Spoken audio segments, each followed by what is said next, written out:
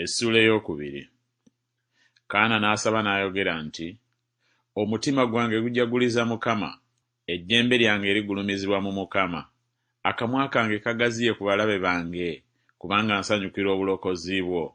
Tewali mutukuvu nga Mukama, kubanga tewali mulala wabula ggwe, so tewali lwazi olulinganga Katonda waffe.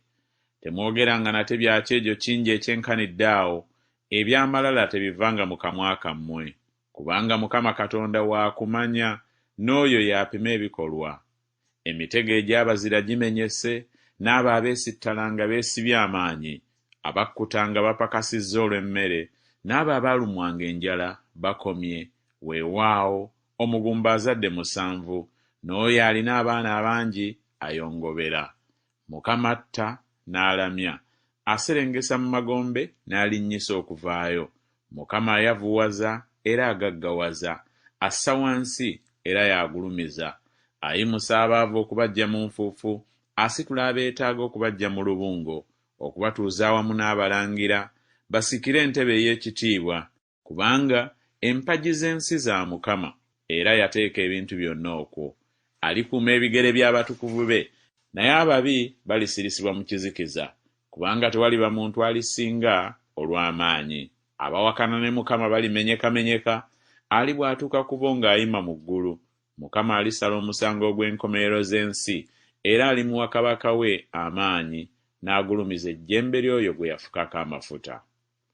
Awo Erukaana n'agenda e Laama mu nnyumba ye, omwana n'aweereza Mukama mu maaso ga Eri kabona.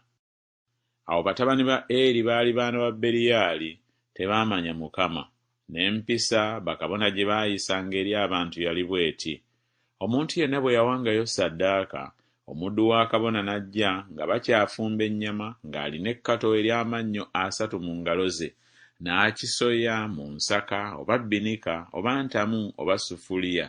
Byonna ekkato bye lyaleetanga, kabona n'abitwalanga n'eryo. Bwe batyo bwe baakoleranga mu Siiro, Abayisirayiri bonna abajjangayo. Weewaawo nga tebannaba kwokya masavu, omuddu wa kabona n'ajjanga n'agamba omusajja eyali awaayo ssaddaaka nti, mpa ennyama okwokera kabona, kubanga tayagala omuwa ennyama enfumbe wabula embisi. N'omusajja bwe yamugambanga nti, tebaaleme kwokya masavu mangu ago, n'olyoka otwala ng'emmeeme yo bw'eyagala. Awo n'ayogeranga nti, nedda, naye onoogimpa kaakano, era bw'onoogaana n'agitwala lw'amaanyi. Ekibi eky'abalenzi abo ne kiba kinene nnyo mu maaso ga Mukama, kubanga abantu ne batamwa ekiweebwayo eri Mukama. Naye Samwiri n'aweererezanga mu maaso ga Mukama nga mwana muto, nga yeesibye ekkanzu eya bafuta. Era nnyina n'amutungiranga akanagiro n'akamuleeteranga buli mwaka, bwe yalinnyanga awamu n'ebba okuwaayo ssaddaaka eya buli mwaka. Eri n'amusabira omukisa Erukaana ne mukazi we, n'ayogera nti, Mukama akuwe ezzadde mu mukazi ono olw'ekyo kye yayazika Mukama. Ne baddayo ewaabwe eka. Awo Mukama n'ajjira Kaana n'aba olubuto, n'azaala abaana ab'obulenzi 3 n'ab'obuwala 2. Omwana Samwiri n'akulira mu maaso ga Mukama. Awo Eri yali akaddiye nnyo, n'awulira byonna batabani be bye baakolanga Abayisirayiri bonna, era bwe baasulanga n'abakazi abaaweererezanga ku mulyango gw'eweema ey'okusisinkaniramu.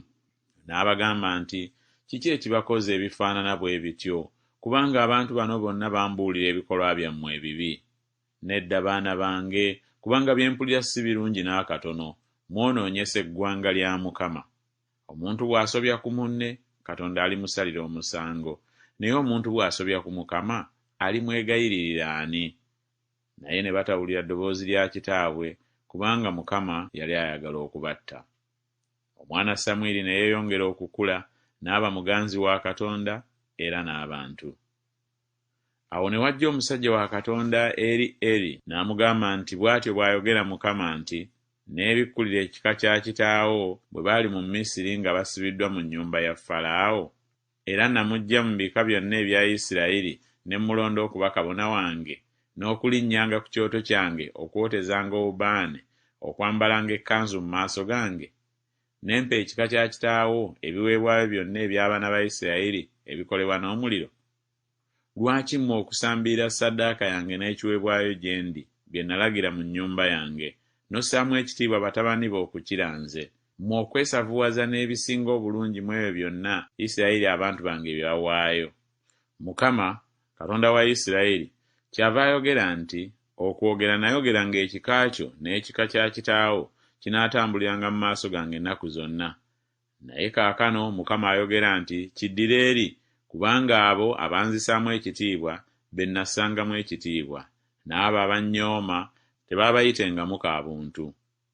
Laba, ennaku zijja lwe ndisalako omukono gwo n'omukono gw'ennyumba ya kitaawo, waleme okuba omukadde mu nnyumba yo, era olitunuulira ennyumba yange ng'ebonyaabonyezebwa mu birungi byonna Katonda byali wa Isirayiri, so tewaabenga mukadde mu nnyumba yo ennaku zonna.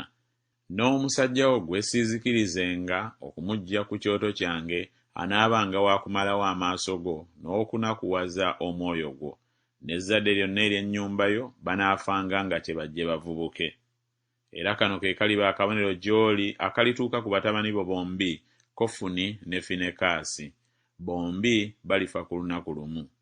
Nange ndyeyimusiza kabona omwesigwa anaakolanga ng'ebyo bwe biri ebiri mu mutima gwange ne mu mmemme yange, era ndimuzimbira ennyumba ey'enkalakkalira, era anaatambuliranga ennaku zonna mu maaso g'oyo gwe ndifukako amafuta. Awo olulituuka buli alisigala mu nnyumba yo alijja n'amuvunnamira olw'ekitundu ky'effeeza n'omugaati gumu. N'ayogera nti, mpa obumu ku bwami bw'abakabona, nkwegayiridde, ndyoke ndye ku kamere.